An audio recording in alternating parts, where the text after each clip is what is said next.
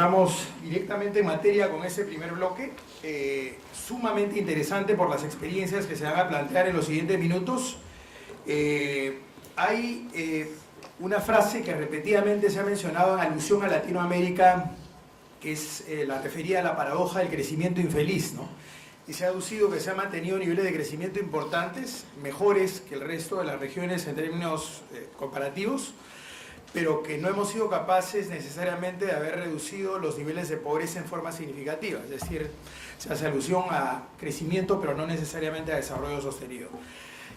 Si miramos el comportamiento de las tres economías representadas acá en la mesa, el caso de Perú, Colombia y Chile, parecerían hasta cierto punto una excepción, en el sentido que han logrado un crecimiento sostenido mejor que otras regiones, mejor que otros países, a excepción de Panamá probablemente, y han ido reduciendo progresivamente los niveles de pobreza. Y uno de los sostenes principales ha sido su esfuerzo por insertarse en la economía global.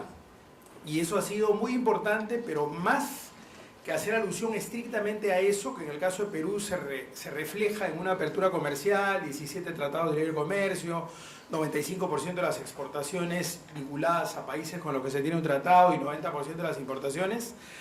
La tarea central, y ha hecho alusión a eso el propio ministro y la representante de la CAF, tiene que ver con los temas de competitividad, en infraestructura, en educación, en ciencia y tecnología. Y eso obliga a tener una mirada distinta, que es parte de lo que se va a revelar en esta mesa también, que es una exploración clara de las megatendencias a nivel de conformación de megaciudades, megatendencias demográficas, tecnológicas, que cambian el perfil de los consumidores también en el mundo, y ver cuán capaces somos para identificar dónde están nuestros espacios de valor y cómo podemos ir mejorando esa inserción en el escenario global. Para esto tenemos una mesa súper importante, está conformada por 4 representantes que tenemos en mesa y vamos a darle paso uno por uno a ellos para que haga una presentación de aproximadamente 20 minutos. Trataríamos o les rogaríamos que se centren en ese tiempo para tener un espacio luego para atender las preguntas del público. Y en primer lugar tenemos la participación de Leonardo Villar, de Colombia. Él es director ejecutivo de FEDesarrollo, es economista y magíster en economía, ha sido economista en jefe de la CAF, viceministro de Hacienda y miembro del directorio de Bancoldex.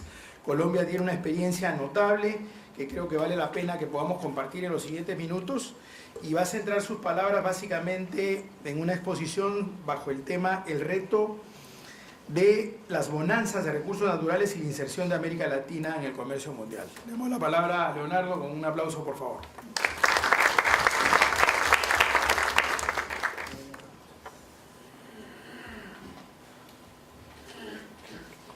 ¿Cómo manejar esto?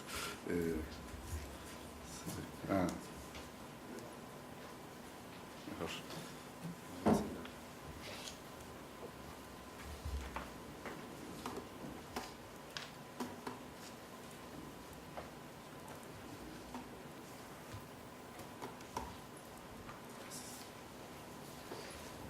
Bueno, muy buenos días. Ante todo quiero agradecer la invitación a CIEPLAN y por supuesto a la Universidad del Pacífico. Es un placer estar nuevamente aquí en Lima y en particular en esta universidad. Los temas que se van a tratar hoy son extensos, están llenos de subtemas, todos de una importancia enorme, muchos de ellos planteados por el ministro Miguel Castilla esta mañana. Yo me voy a concentrar en uno particular, y es el reto de las bonanzas de recursos naturales. Creo que esa palabra bonanzas a veces es más, de golpe más colombiana que de lo que se usa en otros países, pero es el reto de los booms de recursos naturales y lo que ello implica para la inserción de América Latina en el contexto mundial. Voy a hacer una presentación basada en 3 aspectos. La primera es cómo se ven esas bonanzas de recursos naturales en una perspectiva global. Después, cuáles son esos factores multiplicadores de las bonanzas, cómo pueden conducir a fenómenos que refuercen el impacto positivo o el impacto negativo eventualmente de esas bonanzas, y algunos indicios sobre el impacto de esas bonanzas sobre las manufacturas. Empiezo entonces con la perspectiva global. Y lo que vale la pena destacar en el gráfico, aquí ya tenemos una serie que va desde 1962, es que hemos tenido una participación de los ingresos por recursos naturales en el PIB mundial que ha tenido dos periodos de ingresos particularmente altos, dos aumentos grandes en el porcentaje que representan los ingresos de recursos naturales dentro del PIB mundial. Uno por allá en los años 70, después del gran aumento en el precio del petróleo, y otro, el que se ha presentado en el periodo reciente, que como pueden ver ustedes ahí es incluso más fuerte que el de los años 70.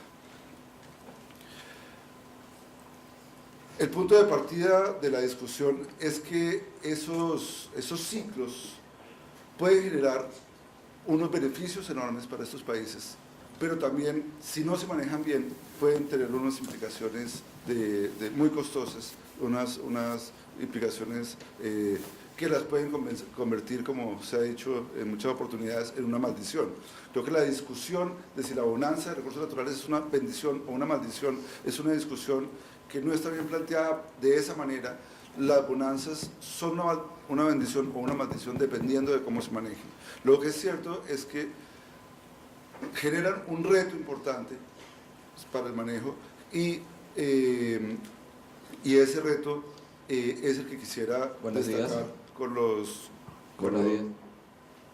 Buenos días, les voy a pasar una hoja para que le apunte sus preguntas para la sala de abajo, si en caso tuvieran una.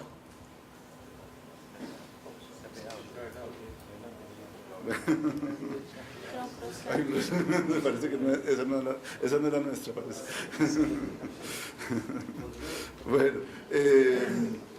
Bueno, entonces va a mostrar algunas características de las exportaciones de recursos naturales, y la primera que vale la pena destacar en el contexto de esta discusión es que las exportaciones de recursos naturales no son algo exclusivo, en contra de lo que se suele pensar, de los países en desarrollo, de los países pobres.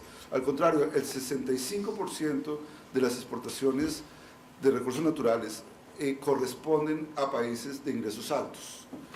En ese sentido, la idea de que los países que exportan recursos naturales se mantienen como países pobres no es necesariamente una verdad. El 65% de las exportaciones de recursos naturales provienen de países de ingresos altos. Ahora, para lo que nosotros llamamos bonanzas, sí se concentran, y ese es el punto principal acá, se concentran en países de ingresos medios y bajos. ¿Qué significa una bonanza? Significa algo que aumenta temporalmente y de manera sustancial los ingresos por exportaciones de un país. Y eso requiere que, por un lado, sean muy importantes las exportaciones de productos de recursos naturales en términos de su participación en el PIB, y eso lo son en mucho mayor grado en los países de ingresos medios y bajos, y en mayor grado todavía en el caso de América Latina, de lo que lo son en los países desarrollados. Y por otro lado, que la volatilidad de esos ingresos sea alta. Y eso también es mucho más alta. La desviación, la volatilidad de los ingresos por recursos naturales es mucho más alta en los países en desarrollo, en los países pobres y de ingresos medios, que en los países desarrollados. Con base en esto, lo que quisimos hacer en este trabajo que hemos desarrollado, entre otras cosas, financiado por la CAF, conjuntamente con Cristina Fernández en el FED Desarrollo, es una metodología para identificar las bonanzas a nivel mundial. ¿Y cómo lo hacemos? Cogemos 4 tipos de productos básicos: alimentos, minerales, combustibles y otras materias primas, y tratamos de identificar 2 criterios para definir una bonanza. El primero es que el valor de las exportaciones de un tipo particular de esos productos supere el 4% del Producto Interno Bruto del país que estemos mirando. Vamos a mirar todos los países del mundo, entonces identificamos aquellos países en los cuales la participación del producto en el cual se presenta la bonanza sea suficientemente grande y sea por lo menos el 4% del Producto Interno Bruto, y por otro lado, que en un momento tenga un aumento intempestivo de los ingresos, que no sea un aumento permanente. Y aquí me parece muy importante destacarlo, no estamos hablando del problema de exportar recursos naturales, estamos hablando del problema de tener aumentos intempestivos y temporales en recursos naturales. Si el aumento es permanente, si el aumento es sostenido, no va a aparecer en nuestra metodología como una bonanza. Entonces, la manera como lo hacemos, como segundo criterio, es que el valor de las exportaciones del grupo de exportaciones de recursos naturales sobre PIB se encuentre por lo menos una desviación estándar por encima de la mediana de la serie. Entonces, lo que tenemos es dos criterios que sean muy importantes en términos cuantitativos y que aumente de manera anormal, por decirlo así, dentro en el comportamiento de esas exportaciones para el país. Si aumenta de manera permanente, no estamos hablando de una bonanza, estamos hablando de otra cosa, no estamos hablando de un boom temporal, que es lo que nos preocupa para este estudio.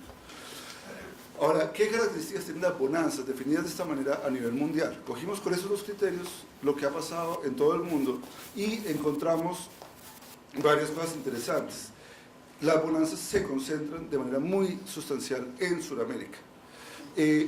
Los países con bonanzas dentro del conjunto de países del mundo son el 48% de los países. En América del Sur son el 100% de los países, en el periodo que se estudia, que es desde 1962 hasta ahora. Entonces, las bonanzas no son una característica general de los países del mundo. Ya mostré que los países de ingresos altos tienen una participación muy importante de ingresos por recursos naturales, pero las bonanzas allá, los países con bonanza entre los países de ingresos altos, definidas las bonanzas como lo dice, son solo el 40%. En América del Sur son el 100% de los países. Ahora, las bonanzas promedio por país en América del Sur son 2.6. Es muy común que haya bonanzas en estos países. En los países de ingresos altos es muy baja, 0.8, y por ejemplo, en los países del este asiático o de Europa Central y Asia Central, la participación de bonanzas es extraordinariamente baja comparada con la de América del Sur. Entonces, el primer punto es, esto no es algo general, esto no es común. América del Sur tiene una característica especial que la distingue de muchas otras regiones. Lo más parecido que hay a América del Sur en este frente es África subsahariana, donde también la participación es bastante alta. Ahora, hay diferencias en el tipo de bonanzas dependiendo del tipo de productos que tengamos. Entonces, lo primero que encontramos al mirar esta clasificación con datos de todo el mundo es que las bonanzas tienden a ser más intensas y de mayor duración en los sectores de combustibles y de minerales que en el sector de alimentos y de otras materias primas. Combustibles y minerales tenemos bonanzas más largas y más profundas en términos de su participación en el Producto Interno Bruto. Y eso es particularmente fuerte en el caso de Sudamérica, como lo pueden ver ustedes en el cuadro. Ahora, lo otro que se destaca es que en el último quinquenio o los últimos 8 años hemos tenido una bonanza de bonanzas a nivel mundial que se ha dado particularmente en el sector de minerales y de combustibles. Este es el número de bonanzas que hay en los distintos tipos de productos, cómo evolucionan a lo largo del tiempo. Lo que vemos, hubo una racha de bonanzas hacia los años 70 y hay otra en el periodo reciente que es aún más grande y que se da en todos los tipos de sectores. Ahora, Sudamérica y África subsahariana son los principales protagonistas de esa bonanza de bonanzas. Ustedes pueden ver aquí cómo las bonanzas son mucho más frecuentes en el periodo reciente que en el periodo anterior, en particular en los casos de Sudamérica, que es la línea roja gruesa, y en el caso de África subsahariana, que es la línea morada o fucsia que hay ahí. En el caso de Sudamérica, las bonanzas se concentran en la última década, tanto las bonanzas de minerales y combustibles como en alimentos. Y también llama la atención que las bonanzas de la última década, el número de bonanzas que se presenta en la última década, definidas como las planteamos, es muchísimo más grande que lo que había habido en cualquier momento anterior, con una serie que viene desde los años 60. Eso simplemente para destacar de qué estamos hablando, qué son las bonanzas a las que nos estamos refiriendo, para insistir en que lo que estamos hablando no es una discusión sobre si es bueno o no es bueno exportar recursos naturales, sino sobre las preocupaciones y los retos que genera el hecho de tener ingresos que aumentan intempestivamente y pueden después disminuir, porque así es como estamos disminuyendo las bonanzas. ¿Por qué hay una discusión alrededor de este punto? Porque hay varios elementos que pueden generar multiplicadores a esas bonanzas, multiplicadores que aumentan los efectos en el momento del auge, pero que también pueden generar mayores problemas en el momento en que la bonanza desaparece. El más típico de eso es el canal del crédito. El canal de crédito doméstico, que en el momento de las bonanzas puede aumentar fuertemente el crédito doméstico, inducir a la población a endeudarse fuertemente, a sentirse extraordinariamente rica, a gastar más incluso de lo que le aumentaron sus ingresos y generar una situación en la que cuando se termine la bonanza se encuentra con unos ingresos que se le reducen y tremendamente endeudada. Los canales que refuerzan las bonanzas también se dan a través de los flujos de capitales. Aquí hay algunos indicios que mostramos, esto es un trabajo en elaboración, no es un trabajo terminado, relacionados con la inversión extranjera directa, y otro que no hemos estudiado para este caso, digamos sistemáticamente, para este trabajo todavía no tenemos las cifras para presentar sobre el canal del gasto público, pero la situación típica es que en el momento de la bonanza el gasto público se dispara, amparado en que tiene unos ingresos tributarios extraordinarios, podemos aumentar muchísimo el gasto público y apenas se termina la bonanza, simplemente nos toca recortar y viene la caída y la crisis financiera del Estado, la crisis fiscal. En ese contexto vale la pena preguntarse por qué tanto se dan esos mecanismos de reforzamiento de las bonanzas a través de estos distintos mecanismos, como digo, del crédito o de los flujos de capital. Como digo, lo del gasto público no lo hemos estudiado, lo de los flujos de capital lo hemos mirado por ahora de una manera muy parcial con inversión extranjera directa. Tenemos algo más sobre crédito doméstico. Aquí hay unos cuadros que muestran las correlaciones entre los ingresos por recursos naturales y el comportamiento del crédito y de la inversión extranjera directa como porcentaje del PIB para los países que han tenido bonanzas. Y lo que se ve es que efectivamente hay unas correlaciones fuertes, positivas, que es muy interesante, se manifiestan en los casos de minerales, más fuertemente en los casos de combustibles, y que no se manifiestan en los casos de bonanzas de alimentos. Creo que es algo muy interesante en el caso de Colombia, por lo menos lo que correspondería a bonanzas de alimentos es lo que en Colombia hemos tenido como bonanzas de café, y simplemente destaca que el manejo de las bonanzas de café en Colombia ha tenido una característica totalmente distinta a las características de las bonanzas petroleras y mineras. En parte porque esas bonanzas le llegan de una manera mucho más dispersa a la población, no llegan al sector público. Normalmente los minerales y los combustibles generan unos ingresos que le llegan al gobierno y que se dispersan mucho menos en la población. En el caso del café, la manera como llegaban las bonanzas generó una institucionalidad que hizo que las bonanzas se ahorraran típicamente en Colombia. En el caso de los otros tipos de productos, no. Entonces es muy interesante destacar cómo en el caso de Colombia, pero además es una característica que con menor grado de significancia se ve a nivel mundial, en el caso de Colombia el crédito no aumenta, sino al contrario reduce cuando hay una bonanza en el sector de alimentos. Y lo mismo la inversión extranjera directa. Más bien hay una tendencia a frenar otro tipo de ingresos de divisas, o la hubo en el pasado, a frenar otro tipo de ingresos de divisas, a contrarrestar otros mecanismos de endeudamiento y de ingresos en el momento en que el país está recibiendo ingresos extraordinarios. Ahora, un elemento interesante de estas correlaciones es que son más fuertes tanto en inversión extranjera directa como en crédito para el periodo reciente que para el conjunto del periodo analizado. Aquí tenemos unas series para crédito desde 1962 hasta el 2011.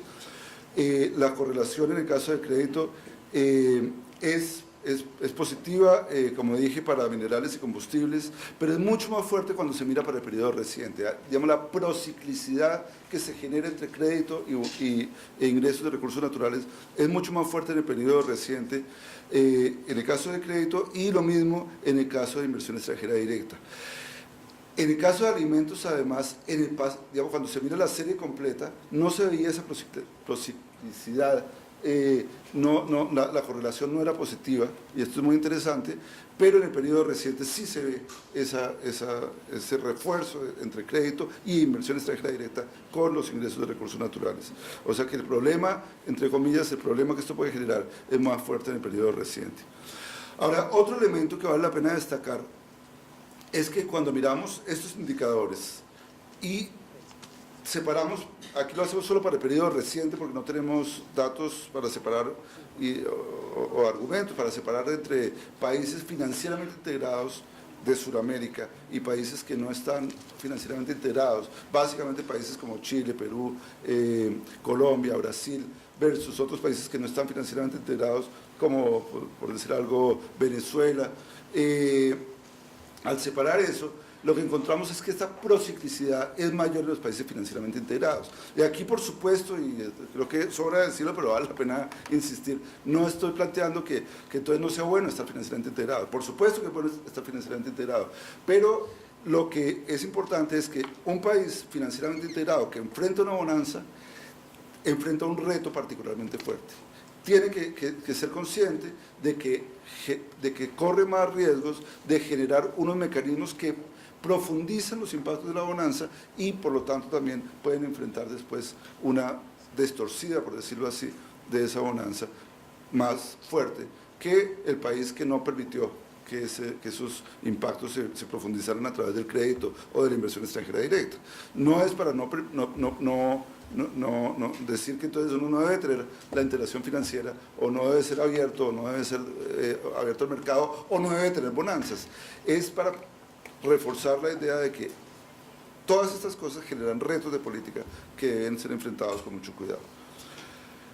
Y simplemente se trató de reforzar un poco el argumento con una estimación, con un panel desde 1995 hasta el 2011 para 114 países, en el que se ve el impacto de las bonanzas como tales. Aquí no es el ingreso, sino unas dummies, el ingreso de cada uno de los sectores, sino unas dummies que dicen, cuando hay una bonanza en un país, ¿qué pasa con el crédito? Y básicamente lo que se ve es que cuando controlamos por otros efectos, porque los países sean financieramente integrados, digamos lo que llamamos ahí libertad, que es un índice basado en un indicador de Heritage Foundation, controlamos por la tasa de interés de la Fed, que está ahí, y obviamente pues cuando baja la tasa de interés de la Fed aumenta el crédito como porcentaje del PIB en los países en desarrollo, pero lo importante aquí es cuando controlamos por eso, el efecto de los booms es aumentar el crédito.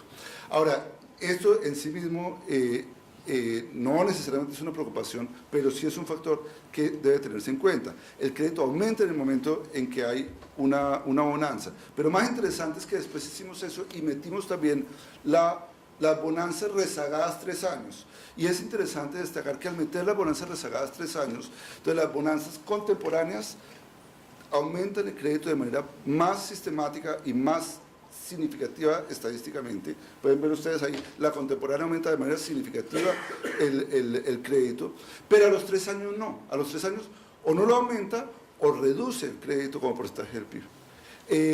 ¿Qué es lo que quiere decir? Una bonanza nos aumenta, nos profundiza financieramente, pero 2 años después, 3 años después, nos deja peor de lo que estábamos antes, o nos deja igual, y posiblemente sea igual en términos de profundización, es después de haber tenido un boom de crédito, estamos con problemas de cartera vencida 3 años después y sin haber aumentado la profundización de manera persistente. Entonces, hay una preocupación, y aquí simplemente lo que se trata es de ilustrar las preocupaciones y los retos que puede generar tener este tipo de bonanzas y la importancia de tener en mente esto, y insisto, no es tanto una preocupación sobre que sea bueno o no sea bueno tener recursos naturales, sino que es importante tener un buen manejo de los periodos de ingresos extraordinarios asociados a este tipo de productos. Una de las preocupaciones usuales, y este es el último punto, alrededor de esto es qué impacto tienen esas bonanzas de recursos naturales sobre la participación de las manufacturas, sobre la evolución de la industria manufacturera en nuestros países. Y lo que se ve también acá, y es interesante, hay una correlación claramente negativa entre ingresos por recursos naturales entre los países que han tenido bonanzas y la participación de las manufacturas en el PIB. Algo que me parece interesante es, esto no es Tal no es obvio que en el caso de las bonanzas de alimentos no se da. En los demás, en las bonanzas de minerales y de combustibles, en cambio, sí se da que al aumentar los ingresos por recursos naturales se reduce la participación de la manufactura en la industria. De manera distinta, digamos, aquí se pone con unas dummies, ¿qué pasa con la participación de las manufacturas en la industria cuando hay bonanzas? Y lo que se ve es que haciendo unas estimaciones de panel y controlando, da unas reducciones significativas en la participación en los periodos de la industria, en la participación de la industria dentro del PIB, en los periodos en que hay bonanzas.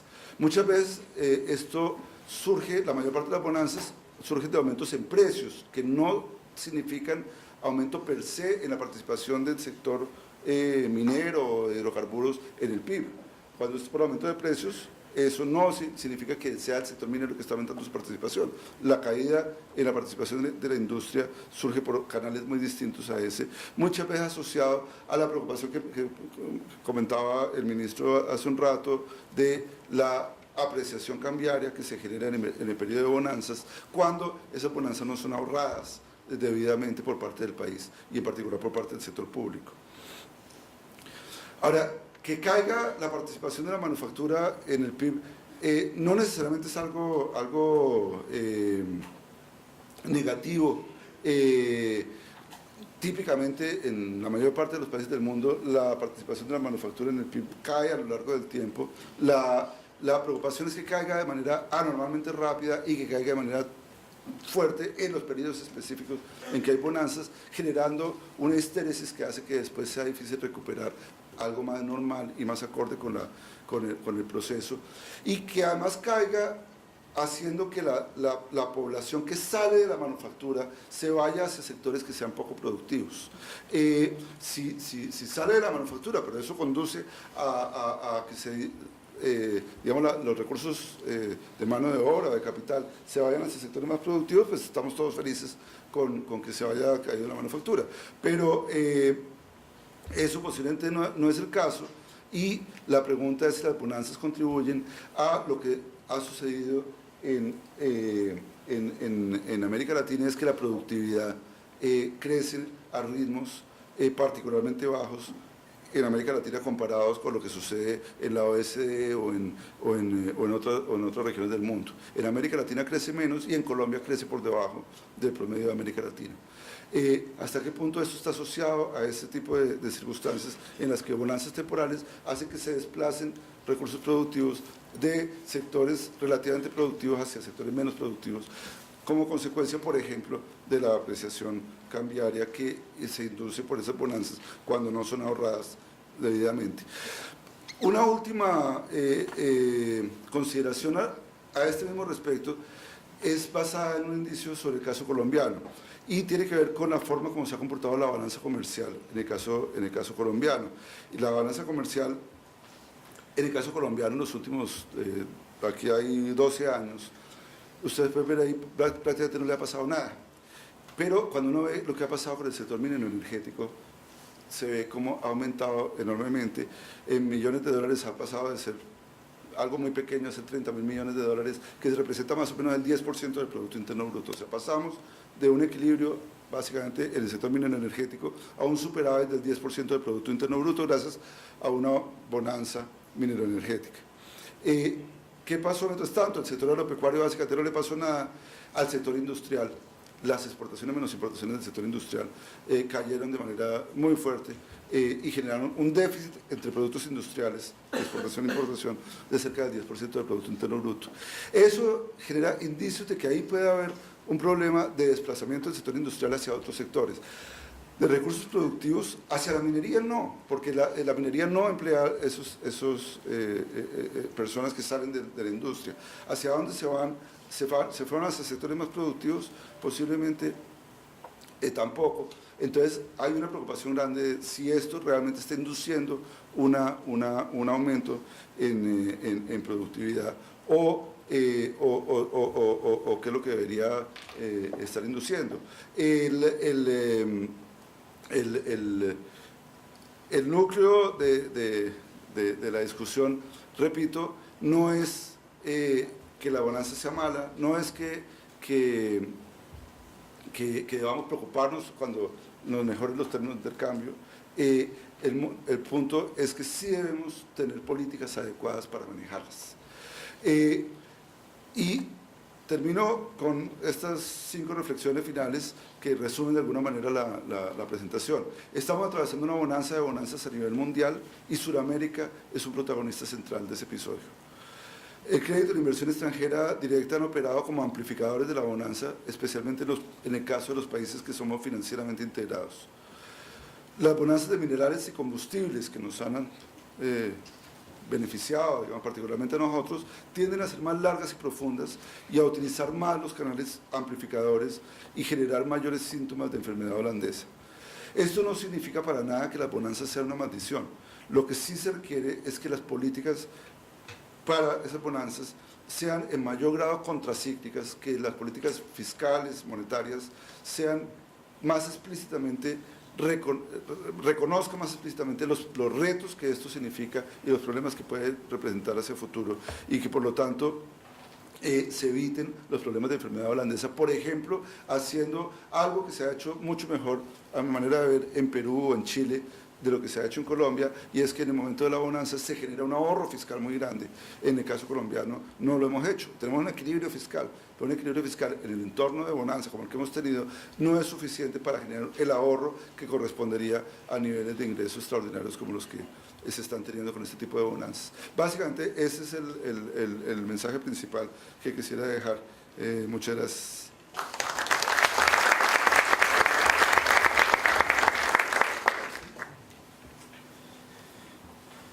Muchas gracias, Leonardo. Creo que vamos a tener algunos minutos al cierre de este bloque para poder compartir algunas preguntas también con la experiencia que ha mostrado. Nos toca ahora el turno para Sebastián Claro. Él es consejero del Banco Central de Chile, profesor del Instituto de Economía de la PUC de la Católica de Chile, ingeniero comercial y magíster en macroeconomía de la misma universidad y doctorado en economía por la UCLA. Nos va a presentar un poco la experiencia del desarrollo exportador de Chile, parte de lo positivo que han logrado y los desafíos que están encarando el día de hoy, ¿no? Adelante, por favor, Sebastián.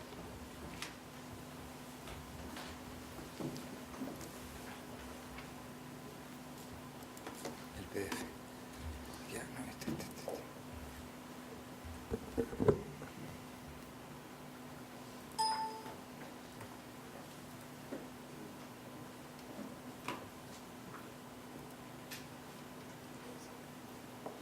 Ahí.